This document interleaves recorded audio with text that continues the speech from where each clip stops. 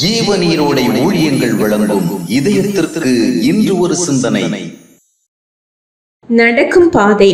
நாம் இதுவரை நடந்து வந்தது சரியான பாதை தானா என்ற கேள்வியை விட இப்போது நாம் நடக்கும் பாதை சரியானது தானா என்ற கேள்வியே மிக முக்கியமானது. நேற்று வரை நாம் நல்லதென்றும் சரியானதென்றும் நினைத்த வழிகள் அவ்விதம் இல்லாமல் இருந்திருக்கலாம். ஆனால் இப்போது நாம் செல்லும் பாதை சரிதானா? நாம் போய்கொண்டிருக்கும் பாதையில் தொடர்ந்து சென்றால் நன்மையானதை காண்போமா என்பதை உறுதி செய்து கொள்ள வேண்டியது அவசியம். அநேகர் கடந்த கால பாதைகளை திரும்பி பார்த்து அவை சரியில்லை என்று கண்டால் வருந்துகின்றார்கள். சரியற்ற பாதையில் நீண்ட காலத்தை வீணாக்கி இருக்கின்றேனே என்று துக்கப்படுகின்றார்கள். ஆயினும் இனிவரும் யாத்திரைக்கு சரியான பாதையை கண்டுபிடிப்போம் என்று அதில் கவனம் செலுத்துவதில்லை.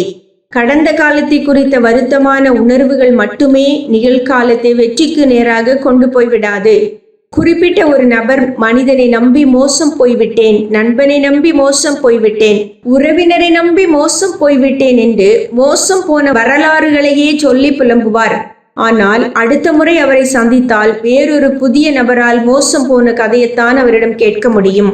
கடந்த கால தவறான பாதைகளின் விளைவான அனுபவங்களால் பாடம் கற்றுக்கொண்டு நிகழ்காலத்தில் நல்லதோர் பாதையை தேர்வு செய்ய வேண்டும். மனதிற்கு பிரியமான வழிகளிலும் முடிவுகளிலும் சென்றதால் யாக்கோபின் கடந்த காலம் கசப்பான பல நிகழ்வுகளை காண செய்தது.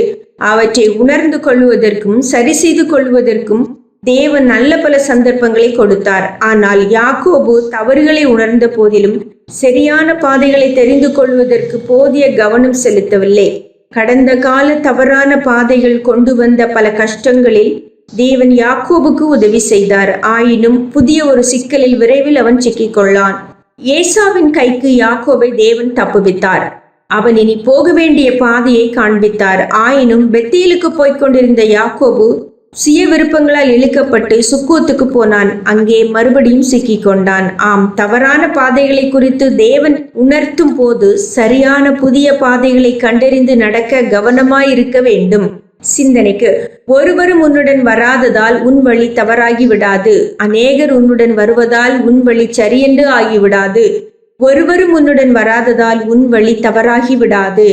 அநேகர் உன்னுடன் வருவதால் உன் வழி சரி என்று ஆகிவிடாது.